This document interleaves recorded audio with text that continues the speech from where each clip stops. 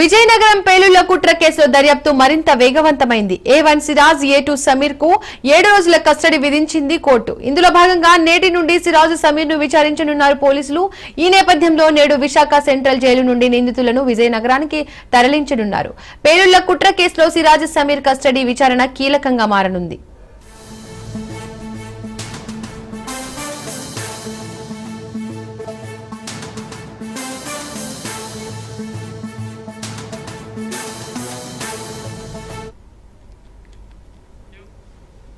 విజయనగరం పేలుళ్ల కుట్ర కేసులో దర్యాప్తు మరింత వేగవంతమైంది. A1 సిరాజ్, A2 సమీర్ కు 7 రోజుల కస్టడీ విధించింది కోర్టు. ఇందులో భాగంగా నేటి నుండి సిరాజ్, సమీర్ ను విచారించనున్నారు పోలీసులు.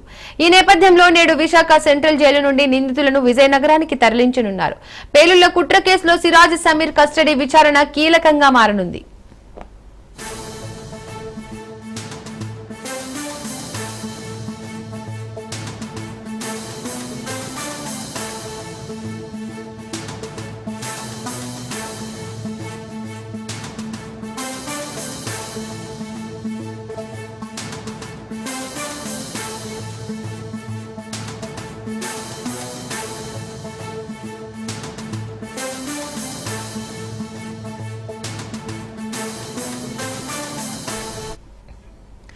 విజయనగరం పేలుళ్ల కుట్ర కేసులో దర్యాప్తు మరింత వేగవంతమైంది. A1 సిరాజ్, A2 సమీర్ కు 7 రోజుల కస్టడీ విధించింది కోర్టు. ఇందులో భాగంగా నేటి నుండి సిరాజ్, సమీర్ ను విచారించనున్నారు పోలీసులు. ఈ నేపథ్యంలో నేడు విశాఖ సెంట్రల్ జైలు నుండి నిందితులను విజయనగరానికి తరలించనున్నారు. పేలుళ్ల కుట్ర కేసులో సిరాజ్, సమీర్ కస్టడీ విచారణ కీలకంగా మారనుంది. ఇక ఇదే అంశానికి సంబంధించి మరిన్ని అప్డేట్స్ మా ప్రతినిధి సూర్యప్రకాష్ ఫోన్ ద్వారా అందిస్తారు.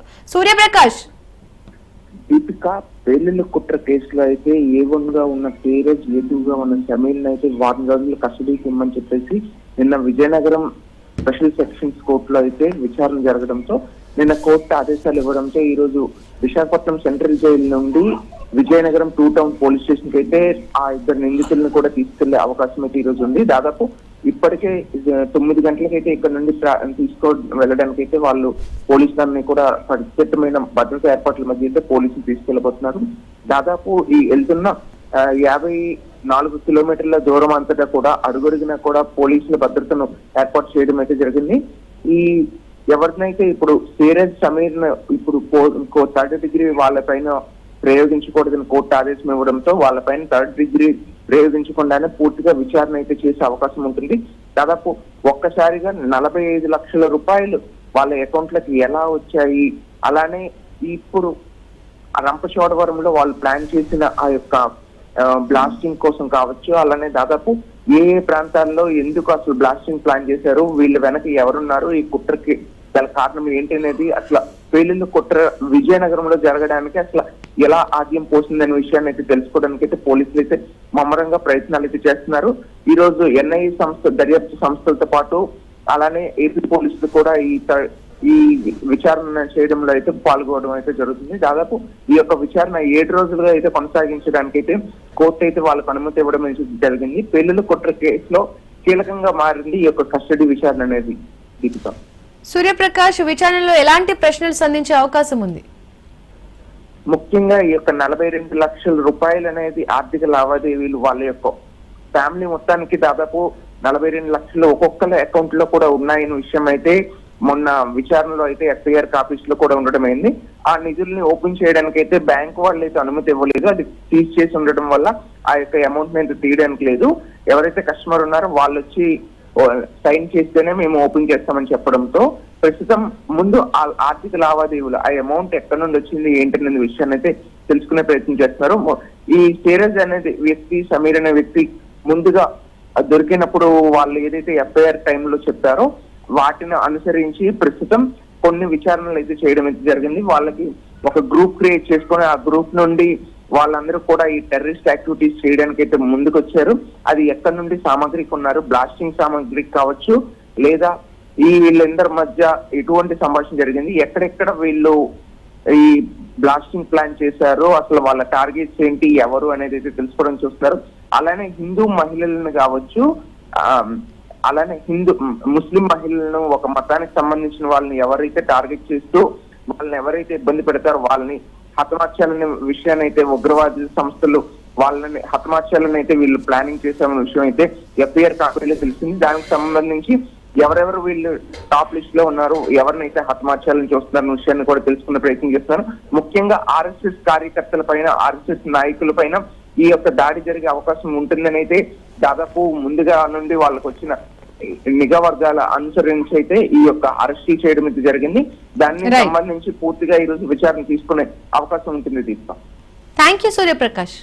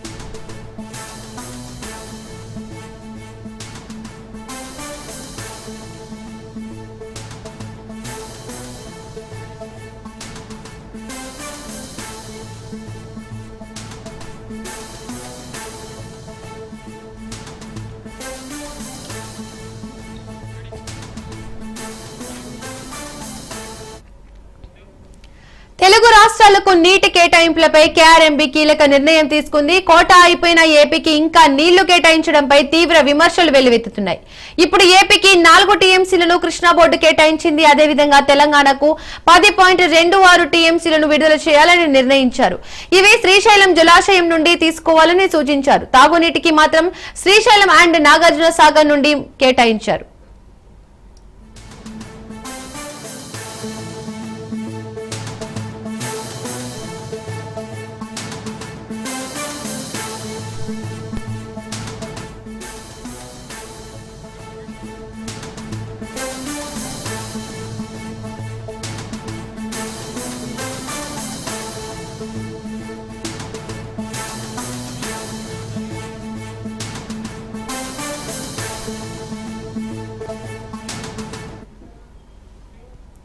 తెలుగు రాష్ట్రాలకు నీటి కేటాయింపులపై కేఆర్ఎంబీ కీలక నిర్ణయం తీసుకుంది. కోటా అయిపోయిన ఏపీకి ఇంకా నీళ్లు కేటాయించడంపై తీవ్ర విమర్శలు వెల్లువెత్తుతున్నాయి. ఇప్పుడు ఏపీకి 4 టీఎంసీలను కృష్ణా బోర్డు కేటాయించింది. అదేవిధంగా తెలంగాణకు 10.26 టీఎంసీలను విడుదల చేయాలని నిర్ణయించారు. ఇవి శ్రీశైలం జలాశయం నుండి తీసుకోవాలని సూచించారు. తాగునీటికి మాత్రం శ్రీశైలం అండ్ నాగార్జున సాగర్ నుండి కేటాయించారు. ఇదే అంశానికి సంబంధించి పూర్తి అప్డేట్స్ మా ప్రతినిధి రాజు ఫోన్ ద్వారా అందిస్తారు. రాజు, దీపిక, కేఆర్ఎంబీ కీలక ఆదేశాలు జారీ చేయడం జరిగింది. తెలుగు రాష్ట్రాలకు సంబంధించి నీటి కేటాయింపుల విషయంలో కృష్ణా నదికి సంబంధించినటువంటి ప్రాజెక్టుల నుంచి ఏపీకి ఇప్పటికే ఏపీ కోటాకి మించి వాడుకున్నదని చెప్పేసి కూడా తెలంగాణ గత కొన్ని నెలలుగా కూడా కేఆర్ఎంబీ ముందు వాదిస్తూ వస్తుంది. కేఆర్ఎంబీకి కంప్లైంట్ కూడా ఇవ్వడం జరిగింది. అయినప్పటికీ కేఆర్ఎంబీ నిన్న ఏదైతే ఉత్తర్వులు జారీ చేయడం జరిగిందో ఆంధ్రప్రదేశ్ కు 4 టీఎంసీలు, తెలంగాణకు 10.26 టీఎంసీల నీటిని వాడుకోవచ్చు అని చెప్పేసి ఏదైతే ఆదేశాలు జారీ చేసిందో దీనిపై తెలంగాణ అయితే సీరియస్ గానే పరిగణిస్తా ఉంది. ఎందుకంటే ఇప్పటికే వేసవి నేపథ్యంలో ఇప్పటికే నీటి అవసరాల దృష్ట్యా తెలుగు రాష్ట్రాలకు కృష్ణా నదీ జలాలను కృష్ణా నది యాజమాన్య బోర్డు కీలక నిర్ణయం అయితే ఇందులో తీసుకోవడం జరిగింది. శ్రీశైలం అదేవిధంగా నాగార్జున సాగర్ ప్రాజెక్టుల నుంచి నీటిని విడుదల చేయాలని చెప్పి ఇప్పటికే ఆదేశాలు జారీ చేయడం జరిగింది. ఆంధ్రప్రదేశ్ కు 4 టీఎంసీలు వాడుకోవచ్చు అని చెప్పి, అదేవిధంగా తెలంగాణకు 10.26 టీఎంసీల నీటిని వాడుకోవచ్చు అని చెప్పేసి ఈ ఉత్తర్వులో పేర్కొనడం జరిగింది. శ్రీశైలంలో 800 అడుగుల వరకు, అదేవిధంగా నాగార్జున సాగర్ లో 500 అడుగుల వరకు కూడా నీటిని వాడుకోవడానికి కేఆర్ఎంబీ అనుమతించింది. సో ఏపీ అవసరాల కోసం నాగార్జున సాగర్ కుడి కాలువ ద్వారా రోజుకు 5,500 క్యూసెక్కుల నీటిని విడుదల చేయాలని చెప్పేసి కూడా అధికారులకు కేఆర్ఎంబీ ఆదేశాలు జారీ చేయడం జరిగింది. జూలై నెలాఖరు వరకు కూడా శ్రీశైలం జలాశయంలో 800 అడుగుల నీటి సామర్థ్యాన్ని తగ్గకుండా కూడా కొనసాగించాలని చెప్పి కేఆర్ఎంబీ తాజా ఉత్తర్వుల్లో తేల్చి చెప్పడం జరిగింది. ఏపీకి ఏదైతే 4 టీఎంసీలు వాడుకోవాలని చెప్పేసి ఏదైతే ఉత్తర్వుల్లో పేర్కొనడం జరిగిందో దీనిపై తెలంగాణ అయితే తీవ్ర అభ్యంతరం చెప్తా ఉంది. ఎందుకంటే గతంలో పలుమార్లు కేఆర్ఎంబీకి దీనికి సంబంధించి టెలిమెట్రీ విధానంపై కావచ్చు, అదేవిధంగా ఆంధ్రప్రదేశ్ ఎక్కువగా ఆ కోటాకు మించి వాడుకుంటుందని చెప్పేసి గతంలో పలుమార్లు కేఆర్ఎంబీకి ఫిర్యాదు చేసింది. అయినప్పటికీ కేఆర్ఎంబి తాజా ఉత్తర్వుల్లో ఆంధ్రప్రదేశ్ కు 4 టీఎంసీలు ఇవ్వడాన్ని అయితే ఇటు తెలంగాణ ప్రభుత్వం అయితే దీన్ని సీరియస్ గానే పరిగణించింది. ఏదేమైనప్పటికీ కేఆర్ఎంబి నిన్న తేల్చి చెప్పింది కాబట్టి ఏపీకి 4 టీఎంసీలు వాడుకునేందుకు, అదేవిధంగా తెలంగాణకు 10.2 టీఎంసీలు వాడుకోవడానికి ఏదైతే ఆదేశాలు జారీ చేయడం జరిగిందో దీని ప్రకారమే ఈ కేటాయింపు కొనసాగే అవకాశం మనకు కనిపిస్తా ఉంది. థ్యాంక్ యూ రాజు.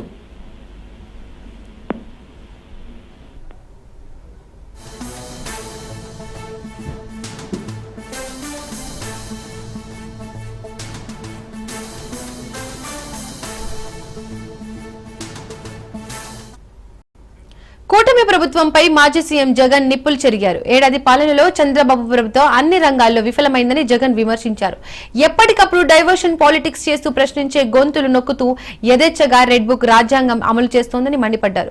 ఇక విజయసాయి రెడ్డి చంద్రబాబు పూర్తిగా లొంగిపోయారని అన్నారు. అలాగే లిక్కర్ స్కామ్ పేరుతో వైసీపీపై తప్పుడు ప్రచారం చేస్తున్నారని, అక్రమ అరెస్టులతో రాజకీయ కక్ష సాధింపు చర్యలకు దిగారని జగన్ మండిపడ్డారు. అమరావతి అంటే సెల్ఫ్ ఫైనాన్స్ మోడల్ అంటూ అందరినీ మభ్యపెట్టిన చంద్రబాబు నాయుడు గారు అమరావతి కోసం చేస్తున్న అప్పులు ఇవాళ ఆకాశాన్ని అంటుతా ఉన్నాయి. ఈ 50,000 ఎకరాలకు సంబంధించిన వర్కులకు సంబంధించి 77,000 కోట్లు కావాలి అని స్వయంగా చంద్రబాబు నాయుడు గారు వాళ్ళు ఫైనాన్స్ కమిషన్ చైర్మన్ ఇక్కడికి వచ్చినప్పుడు ఆయన ఇచ్చిన ప్రెజెంటేషన్. ఈ 50,000 ఎకరాలకే పరిస్థితి ఇది. 77,000 కోట్లు ఇంకా కావాలంట. ఇంకొక 50,000 ఎకరాలు మళ్ళీ సేకరించి ఈ పెద్ద మనిషి విస్తరించి అమరావతి విస్తరణ కోసం మరో 50,000 ఎకరాలు కావాలంటుంది. తీరా చూస్తే ఎన్ని లక్షల కోట్లు కావాలి. ఇప్పటికే కట్టి ఉన్న అసెంబ్లీ 180 కోట్ల రూపాయలు ఆ డబ్బులు గంగపాలు చేసినట్టు. కాపాడాల్సిన వ్యక్తి ఈ మాదిరిగా దుర్మార్గంగా విడిగా వేస్ట్ చేస్తా ఉంటే 600 కోట్ల రూపాయలు ఖర్చు చేసి మళ్ళా సేమ్ బిల్డింగ్ మళ్ళా కడతానని చెప్పి మళ్ళా చెప్తా ఉంటే ఆ మనిషి అసలు ఈ మనిషిని ఏ రకంగా ఈ మనిషి చేస్తా ఉన్న నిర్ణయాలు సమంజసమని చెప్పి ఏ రకంగా చెప్పగలుగుతారు? ఎవరు ఎన్ని ఇబ్బందులు పెట్టినా కూడా అల్టిమేట్లీ న్యాయం ధర్మం గెలుస్తుంది. వైఎస్ఆర్ సిపికి జగన్ కు ఈ పోరాటాలు కొత్త ఏం కాదు. అప్పట్లో కేంద్ర ప్రభుత్వము రాష్ట్ర ప్రభుత్వాలు ఇద్దరికి కలిసి నన్ను ఇబ్బందులు పెట్టి హెరాస్ చేస్తేనే వైఎస్ఆర్ కాంగ్రెస్ పార్టీ పుట్టింది, వైఎస్ఆర్ కాంగ్రెస్ పార్టీ పెరిగింది, జగన్ అనే వ్యక్తి ఎదిగాడు. సో ఈ పోరాటాలు ఏం మాత్రం కొత్త ఏం కాదు. కానీ అల్టిమేట్ గా గుర్తుపెట్టుకోవాల్సింది ఏంటంటే న్యాయం ధర్మం ఏ వైపు ఉంటే దేవుడు ఆ వైపు ఉంటుంది. న్యాయం ధర్మం లేనప్పుడు అన్యాయం చేస్తూ నీ ఇష్టం వచ్చినట్టుగా నువ్వు నీ కేసులు నల్లిఫై చేసుకునే దానికోసం, లేదా ఇప్పుడు నువ్వు చేస్తా ఉన్న అన్యాయాలను జస్టిఫై చేసుకునే దానికోసం, ఇప్పుడు చేస్తా ఉన్న నీ లిక్కర్ పాలసీని జస్టిఫై చేసుకునే దానికోసం, నువ్వు మధ్యలో ఏ స్కాము లేకపోయినా ఒక స్కామ్ ఉన్నట్టుగా నువ్వు చిత్రీకరించి బేతాళ విక్రమార్క కథ అల్లే ప్రయత్నం నువ్వు చేస్తే దాంట్లో ధర్మము న్యాయము లేనప్పుడు దేవుడు ఆశీర్వదించుడు. గట్టిగా చంద్రబాబు నాయుడు గారికి మొటికాయలు ఖచ్చితంగా పడతాయి. పాలనలో ప్రజలను వెన్నుపోటు పొడుస్తూ చంద్రబాబు నాయుడు చేసిన మోసాలను నిలదీస్తూ సూపర్ 6 సూపర్ 7 ఏమయ్యాయని ప్రశ్నిస్తూ 143 హామీలు మేనిఫెస్టోలో ఇచ్చిన హామీలు ఏమయ్యాయని గట్టిగా అడుగుతూ రెడ్ బుక్ రాజ్యాంగంతో చేస్తున్న అరాచక అన్యాయాలపైన గలమెత్తుతూ వచ్చే నెల 4వ తారీఖున వెన్నుపోటు దినంగా, అంటే ఎలక్షన్ రిజల్ట్స్ వచ్చిన రోజు June 4th బిట్రేయల్ డే కింద వెన్నుపోటు దినంగా ప్రజలతో కలిసి ప్రజల కోసం ప్రజలను సామాజికవేత్తలను యువకులను రైతులను మహిళలను నిరుద్యోగులను అందరినీ కూడా మమేకం చేస్తూ కలెక్టర్లకు డిమాండ్ పత్రం ఇస్తూ నిరసన తెలిపే ఈ కార్యక్రమంలో అందరూ పాల్గొనాలని కూడా ఈ సందర్భంగా పిలుపునిస్తా ఉన్నాను. తన మీద ఉన్న తన కేసును వీకెన్ చేసుకునేందుకు ఇప్పుడు మళ్ళీ 2024 నుంచి 29 మధ్యలో అదే తన పాత పాలసీ ప్రకారం అదే మాదిరిగా తను స్కామ్ చేసుకునే దానికి జస్టిఫై చేసుకునే దానికోసము మధ్యలో ఉన్న వైఎస్ఆర్సీపీ ప్రభుత్వ పాలసీని ఈ పెద్ద మనిషి ఇవన్నీ ప్రైవేట్ మాఫియా చేత, తన ప్రైవేట్ షాపులు, తన ప్రైవేట్ మాఫియా చేత తనకు కావాల్సిన స్త్రీలకు మేలు చేసేందుకోసం ప్లేస్ చేస్తా ఉన్నాడు. ఇండియన్ ప్లేస్ చేస్తా ఉన్నాడు, ఆర్డర్లు ఇస్తా ఉన్నాడు. చంద్రబాబు సారథ్యంలో కూటమి ప్రభుత్వం వచ్చాక రాష్ట్రంలో హత్యలు 390, హత్యలు హత్య యత్నాలకు గురైన వైఎస్ఆర్సీపీ నాయకులు కార్యకర్తలు 766, వైఎస్ఆర్సీపీ నాయకులు కార్యకర్తలపై. Back to news. తిరుపతిలోని గరుడ వారధి నిర్వహణకు గాలి కొదిలేస్తారా? గరుడ వారధి కళావిహీనంగా మారిందా అంటే అవుననే సమాధానం వినిపిస్తోంది. గరుడ వారధి నాణ్యత, భద్రతపై అనుమానాలు మొదలయ్యాయి. వారధి నిర్మాణ కాంట్రాక్టర్ ఫ్లైఓవర్ నిర్వహణ, మెయింటెనెన్స్ సక్రమంగా చేస్తున్నారా అన్న అనుమానాలు కలుగుతున్నాయి. వారధి నిర్వహణ లోపం కారణంగా ట్రాఫిక్ సమస్యలతో యాత్రికులు, నగర ప్రజలు తీవ్ర అవస్థలు పడుతున్నారు.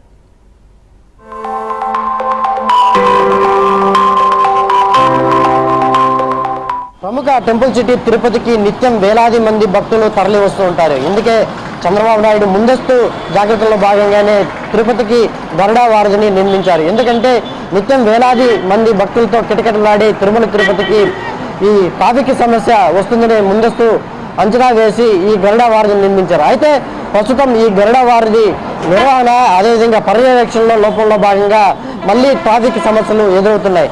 అయితే ఎందుకు ఈ సమస్య తలెత్తా ఉంది, ఈ గరుడ వారధికి సంబంధించి పర్యవేక్షణ లోపమా అనే అంశాలు ఇప్పుడు తెలుసుకునే ప్రయత్నం అయితే చేద్దాం.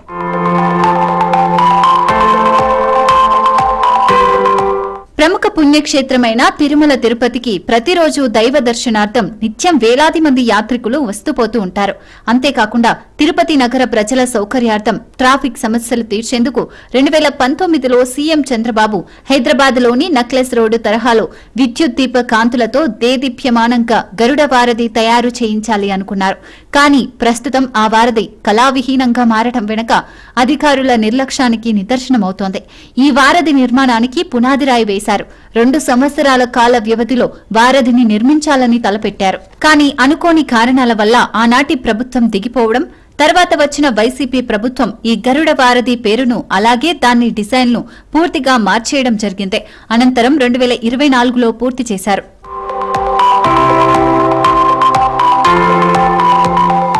కూటమి ప్రభుత్వం అధికారంలోకి వచ్చిన తర్వాత తిరుపతిలోని వారధి పేరును గరుడ వారధిగా మార్పు చేశారు. తిరుపతి నగరపాలక సంస్థ, టీటీడీ సంయుక్తంగా నిర్మించిన స్మార్ట్ ఎలివేటెడ్ కారిడార్ కు పనుల ప్రారంభోత్సవ సమయంలో 2019లో నిర్ణయించిన గరుడ వారధి పేరును గత వైఎస్ఆర్సీపీ ప్రభుత్వం శ్రీనివాస సేతుగా మార్చేసింది. అయితే వైఎస్ఆర్సీపీ ప్రభుత్వం అధికారికంగా శ్రీనివాస సేతు అని నామకరణం చేసినప్పటికీ స్థానికులు మాత్రం ఈ వంతెనను గరుడ వారధిగానే పిలుస్తుంటారు. గరుడ వారధి అనేది ప్రజల నోళ్లలో నానుతున్న పేరు కావడంతో కూటమి ప్రభుత్వం వచ్చిన తర్వాత వంతెనపై శ్రీనివాస సేతు అక్షరాలున్న ప్రాంతంలో గరుడ వారధిగా మార్చారు.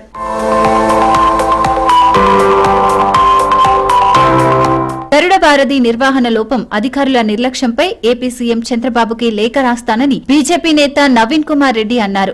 గరుడ వారధి 2019లో 694 కోట్లతో ప్రారంభమైందని, అందులో 600 కోట్లు ఫ్లైఓవర్ కు, 90 కోట్లు స్మార్ట్ స్ట్రీట్స్ మెయింటెనెన్సెస్, కాలువల నిర్మాణం కోసం కేటాయించడం జరిగిందన్నారు.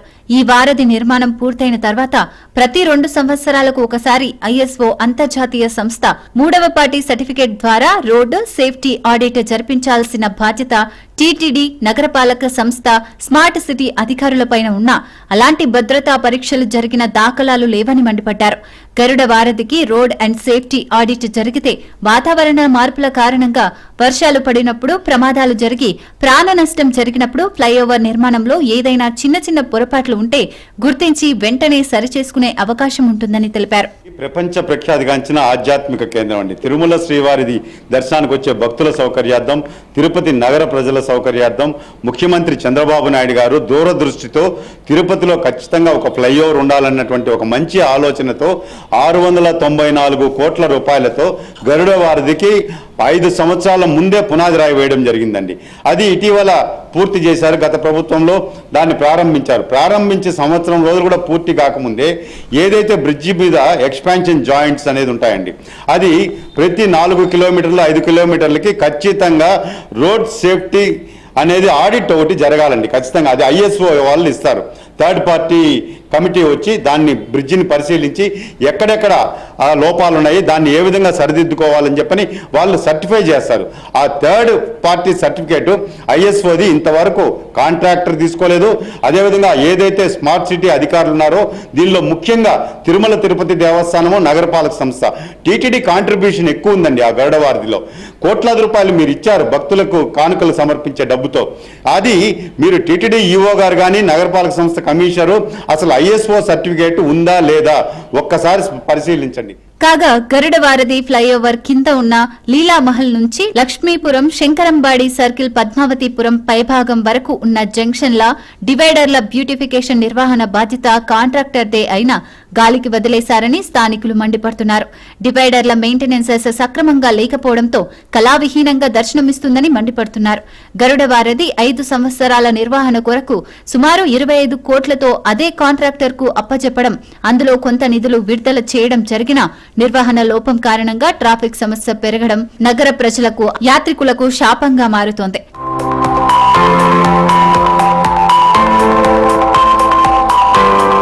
తిరుపతిలో వర్షం పడితే గరుడ వారధి ఫ్లైఓవర్ కింద ఉన్న ప్రాంతాలన్నీ చెరువులను తలపిస్తున్నాయని, దానికి కారణం కాలువ నిర్మాణాలను చేపట్టకపోవడమే కారణమంటున్నారు ప్రజలు. టీటీడీ నగరపాలక సంస్థ స్మార్ట్ సిటీ గరుడ వారధి కాంట్రాక్టర్ అగ్రిమెంట్ ప్రకారం ఐఎస్ఓ సర్టిఫికేట్ తీసుకుని 5 సంవత్సరాలు సక్రమంగా పూర్తి నిర్వహణ చేపట్టేలా ఆదేశాలిచ్చి ప్రమాదాలు, ప్రాణ నష్టం జరగకుండా నగర ప్రజలలో అనుమానాలు కలగకుండా చూడాల్సిన బాధ్యత అధికారులదే అంటున్నారు స్థానికులు.